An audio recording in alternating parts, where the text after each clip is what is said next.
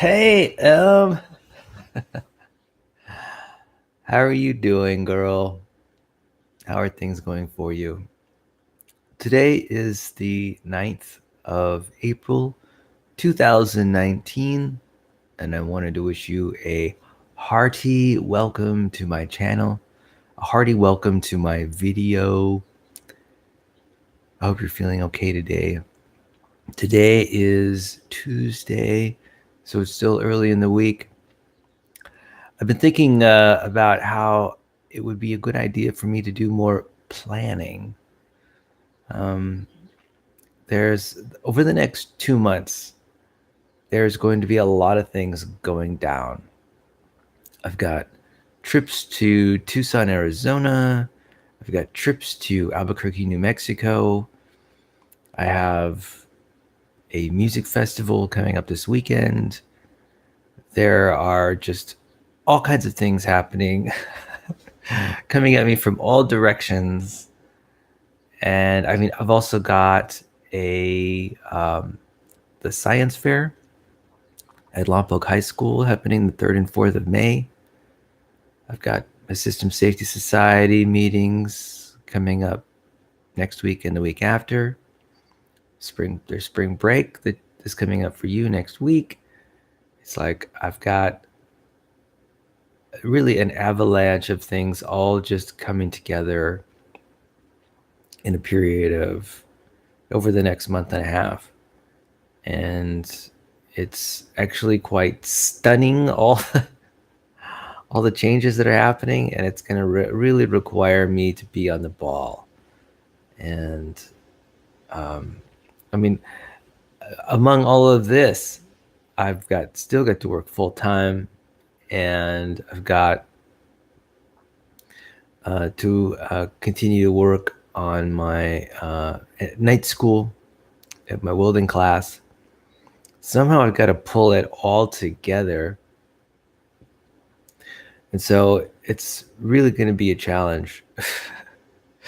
So I'm contemplating, ways that would be most effective for me to plan.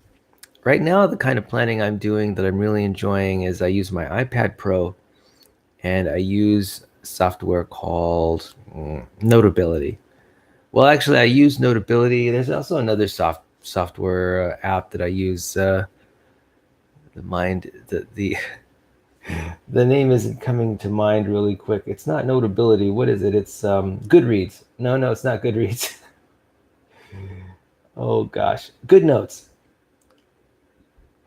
So GoodNotes and Notability are two note-taking apps that I use on my iPad Pro to do planning, and I also use Google Calendar, and then I use Google Keep on my smartphone. So really, it's that suite of software, those 3 or 4 programs that I use to do my everyday planning. And so what that means is that for me, mostly planning involves putting pencil to paper, or actually in my situation, is putting the Apple Pencil to my GoodNotes or Notability apps. And for me, it's about thinking through what I need to do next by writing it down and coming up with the to-do list items. And it's kind of funny. My to-do list items are kind of unstructured now. I use Google Keep to throw down my to-do lists. And I also have a whiteboard that is sort of attached to my front door of my home. That whiteboard is in a good place where I can see it any place where I'm sitting in my home, whether it's at my table or on my couch. I can look at that whiteboard and see what I need to do.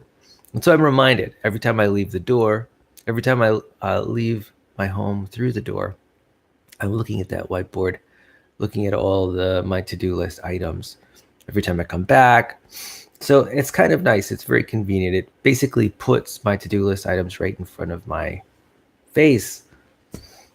So it's something that I can look at, and it's effortless. It's like a continual reminder of what I need to do.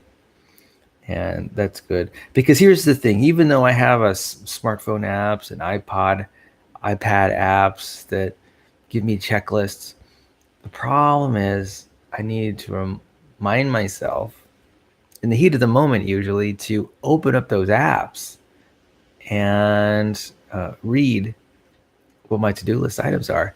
And believe it or not, that simple step of opening up the app is something that sometimes I'm reluctant to reluctant to do. Why is that? It's kind of funny. On the one hand, I see the benefit of planning, right? It's palpable. I acknowledge how much I benefit from it. But on the other hand, I also like a sort of effortless, unscripted, adventurous lifestyle. So it's sort of a balance between the two values. One is having a high quality of life, but with work, there's work behind it. The other one takes less work, but I lose out. There is a benefit that arises, and that is it's a sense of freedom that I get when I don't do much planning, but things don't turn out as well, because sometimes I'm blindsided by facts that turn up in my life that I didn't plan for. And so, it's kind of funny. I guess either way is fine. Either way is fine for me. To plan or not to plan, that is the question. To plan or not to plan, that is a question. I try, planning works, but also planning takes work. I'm a fountain of cool quotes this morning. So, yeah, I guess either way is fine. But when the rubber really when things get really complex, like they are over the next month and a half, I mean, I really realize that I definitely have to take some time out if all of these plans are going to come together, because there are a lot of things that have to come together. You know, it's amazing how complex human beings' lives are. I mean, for me, it's no surprise that relationships take a back seat quite often. Romantic relationships, friendships take a back seat, just because life is getting a lot more complex really quick. Our culture is changing. Back in the 70s and 80s and 90s, things were a lot more laid back. They were a lot more relaxed. There was a lot more time to do stuff. But today, in today's modern culture, everything moves so fast. I mean, really, things move like lightning fast. And people are trying to cram their lives with all kinds of activities. And let me tell you, in the next month and a half, I'll be flying to 2 places, 2 different states in the next, actually in the next 45 days. I'll be flying to 2 different states. I know. While taking night school. It's it's pretty amazing. And there are other things that I'll be doing too. It's just not those things. So anyway, so my point was that it's no surprise to me that relationships are taking a hit.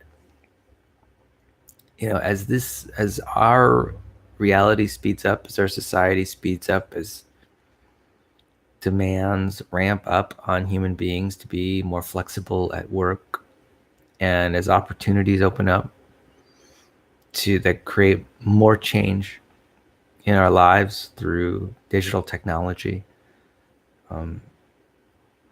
something's got to give. And quite often, what gives is people's relationships. The fact is, all of society is feeling it, right? There's more single people in the United States than there ever has been. We're talking like upwards of 50% people in the United States being single, which is unprecedented. When I was growing up, like back in the 1970s, everyone was paired up. There was pretty much everyone was paired up, like 90.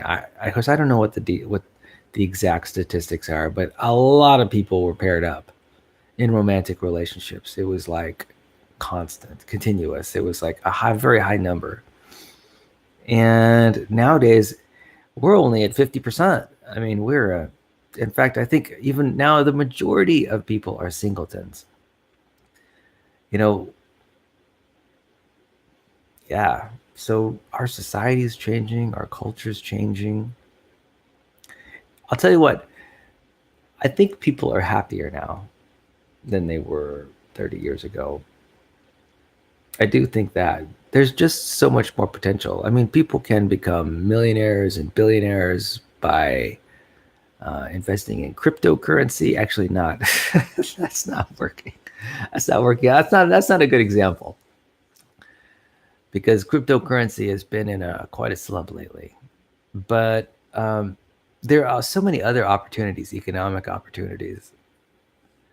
Uh, People move across the country and across the world to find new and better jobs. And there's like this whole, I don't know, opportunity has just become so democratized. It's available through the internet. There are people who are internet YouTube influencers that are making millions of dollars, and they're doing it without even leaving their homes, right? There are people who are making podcasts who now have big deals with huge corporations for advertising, and they never have to leave their homes. You know, there's so much opportunity. It's amazing.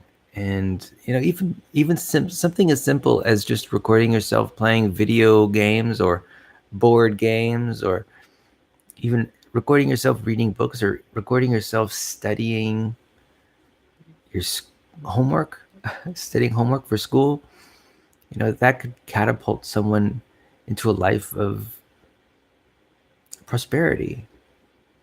It's really fantastic. So long as you can connect with your audience, of course. So Emily, there's so much potential in the future, but it's creating lots of changes, radical changes in society. And it's tumultuous. Our culture is tumultuous, probably more tumultuous than it's ever been.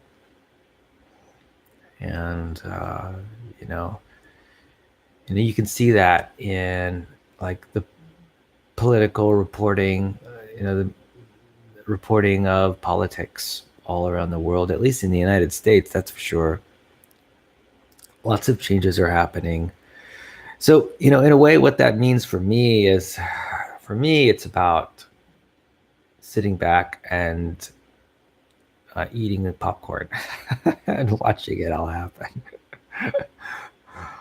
Of course, I'm participating in it nonetheless, but in a way, you just kind of have to sit back and watch it all happen, or be a part of the change. Anyway, it really is an exciting time to live in the world with technological revolution. Time and space mean less and less now because we've got, and it's only going to get more ambitious as the future rolls forward. We're going to have automation, automated vehicles, we're going to have robots, and then artificial intelligence is going to just totally take over our lives. I'm almost certain of it. And there's going to be just so many changes in the next 10 years. So I'm going to hold on, man. I'm going to buckle up. That's my plan. Just buckle up, try to keep my body healthy, try to keep my mind healthy. If I can do both those things, keep my body and mind healthy, it almost doesn't matter what happens around me.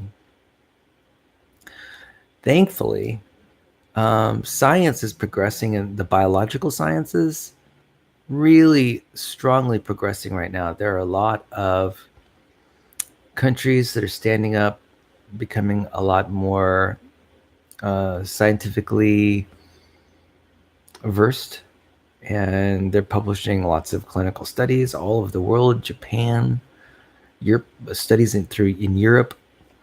I'm getting the benefit of reading those studies happening all over the world.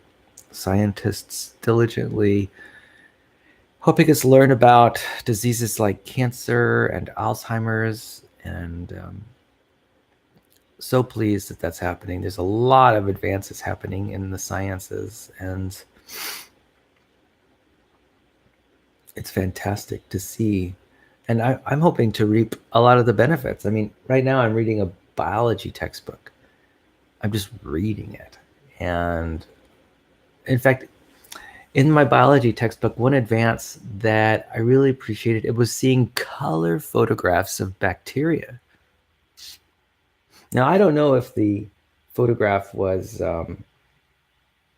sort of doctored in any way, but I don't think I've ever seen such clear photographs of bacteria in my life.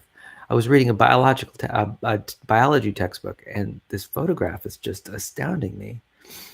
Like, I can't remember when I took biology, 20 years ago. When I took biology, we didn't have such clear and accurate pictures of bacteria. And, you know, a lot of the images of bacteria that I saw were like grainy, and they were black and white, and you could barely make them out. But this picture was just astounding. In fact, not only was it, I don't know, it's probably colorized, but it had shadows. I think it was an electron micrograph. Anyway, it was an amazing photograph of bacteria. I know it wasn't purely a photograph in the sense that they used light. I'm sure they used electrons, because electrons have wavelengths that are shorter than photons. But I was really taken aback at how beautiful the image was of the bacteria. In fact, I felt compelled to just stare at the image of the bacteria. I honestly hadn't seen them that well before. And that defined. So I'm really loving reading this biology textbook. It's really helping me get a firmer grasp on life and the life sciences. And I hope to learn a lot more about the natural world as a result and of reading this textbook. And I hope to learn a lot more about biology. And, I think that'll, basically, I look forward to appreciating life more, appreciating this crazy thing we call life. I was listening to a new song by Marina, of Marina and the Diamonds, that was published. I guess it was published yesterday. And I think the song was called Life. I'm going to send it to you this coming Saturday as part of a playlist, as part of an Apple playlist. But I'm really liking Marina from Marina and the Diamonds. I'm not sure if you're aware of this, but Marina has recently, I guess, gone solo. She's performing as a solo artist, whereas before she was connected to the Diamonds, which was, I guess, her band. And I'm really liking the songs that she is publishing. In fact, just in the last week, or week or 2 weeks, she's published like 3 or 4 new songs. I think she had an album release just a couple weeks ago. And I'm really enjoying her work. It's deep and complex, and her songs are rhythmic. And some of her songs are quite danceable, and they're good for the body. They're good for our body form in terms of moving it to the music. And I'm really glad for it. Thank you. I want to honestly thank you for introducing me to Marina and the Diamonds. In fact, Emily, it was you who introduced me to Marina and the Diamonds. There was a point in time, I guess it was last summer, you uh, wrote down a list of all the musical artists that you were following. And I'll tell you, I've just been, apparently, I've been sitting under a rock in terms of what music that I've been listening to. In fact, Troye Sivan and Marina of Marina and the Diamonds, both of those I've really caught on to as being artists that I love. Artists, not only do I love them, but I track them. In fact, I went to the Troye Sivan concert at the Greek Theater in Los Angeles a couple of months back. Really enjoyed it, and actually now I'm feeling inclined to go to a Marina concert of Marina and the Diamonds. Yeah. Now my interest in Marina's music has not risen to that of Troye Sivan. Troye Sivan still dominates my heart in terms of cool, awesome music. But you know what? I did, if you recall, about a year or so ago, I sent you a CD of Taylor Swift. I'm kind of interested to know if Taylor's going to have a new album coming out, and I wonder if I could go to a Taylor Swift concert. I think I would be interested in doing that. Hey, if you have an interest in going to a Taylor Swift concert, let me know. Are you a Swiftie? That's my question to you. Are you a Swiftie? I think I might be a Swiftie. I admire her work very much. I think she's an amazing musician. And I remember in a comment in a letter that you sent to me before, your comment was that, aren't I lucky that the artists that I like to listen to are in popular music and played on the radio regularly? And yes, I am lucky. Now, that's not to say that the radio is a great place to find the popular music I like to listen to all the time, because it isn't. There's something about the radio. It's just so random, so random. Half the time I don't know what audience they're catering to, or maybe I don't know. Maybe they are catering to a certain audience. But anyway, I am glad that I'm able to turn on the radio and at least some of the time, 10, 20% of the time, have a song playing that I like listening to. So that's great. Yeah.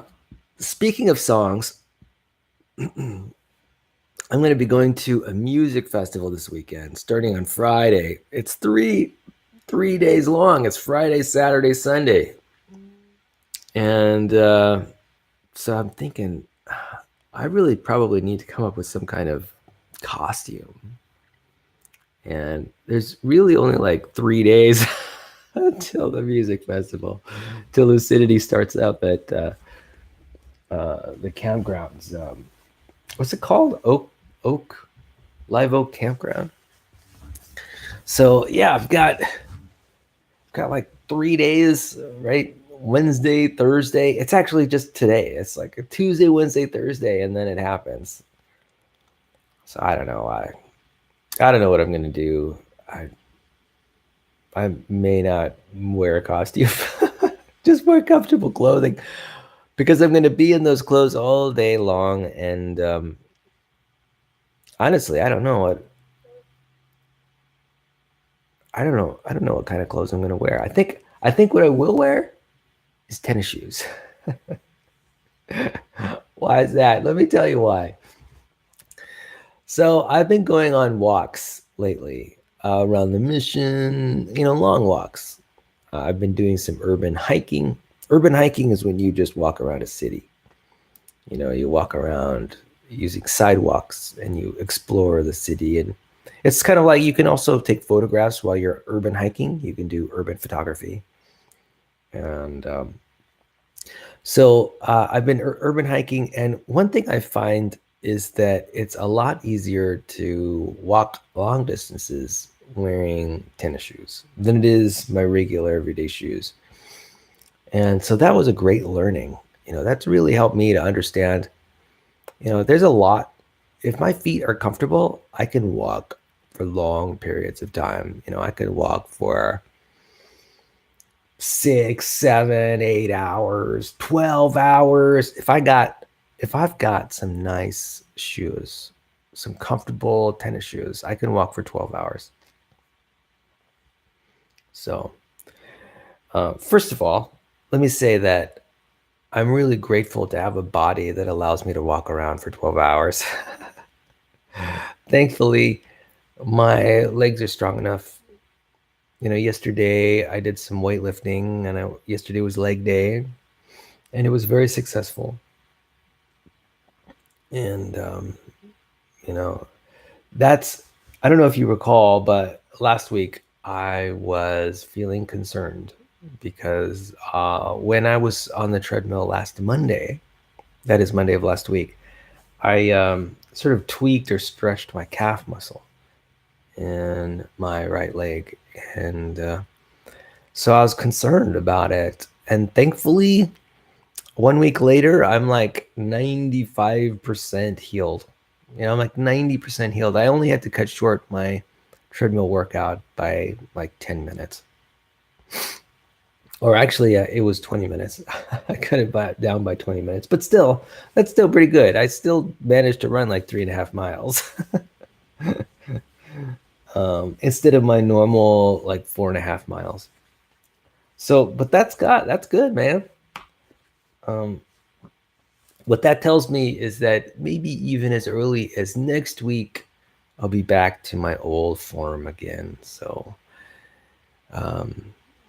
thankfully, the stretching of my calf muscle is no big deal. And, it's another example of how often I underestimate my physical capacities.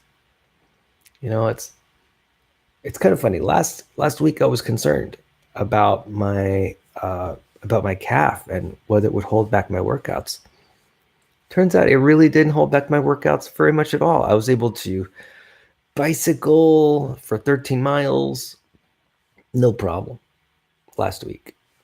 So grateful for that. I was able to do certainly all my upper body workouts. I was able to swim with almost no negative effect from my calf muscle having trouble. And so I'm just really grateful for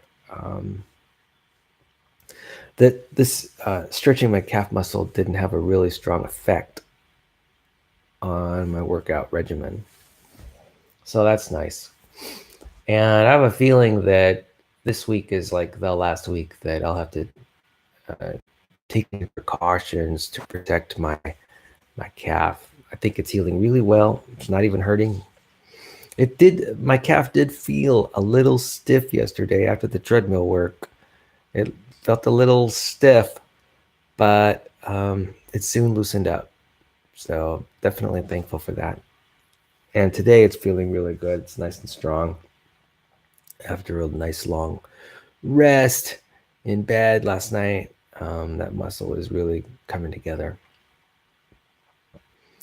So I was tweaking before I go on to another subject, let's talk about the subject of this particular video. It's been 30 minutes. I might as well talk about the subject of this video. That is the title. So the title of this video is, when was my last surprise party? So that's actually question number 328.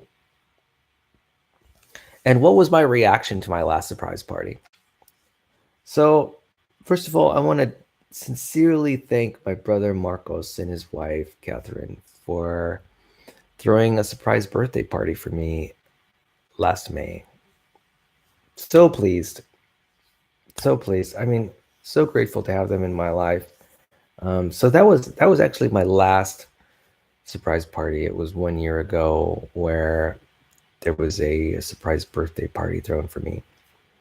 And man, it was so meaningful to me at the time. I was just really, I was not necessarily anticipating that happening, and it was a surprise. And I just want to thank Catherine. I think Catherine in particular. I'm sure that she was quite instrumental in arranging the whole thing, and it was a good time. You know, it's funny. Um,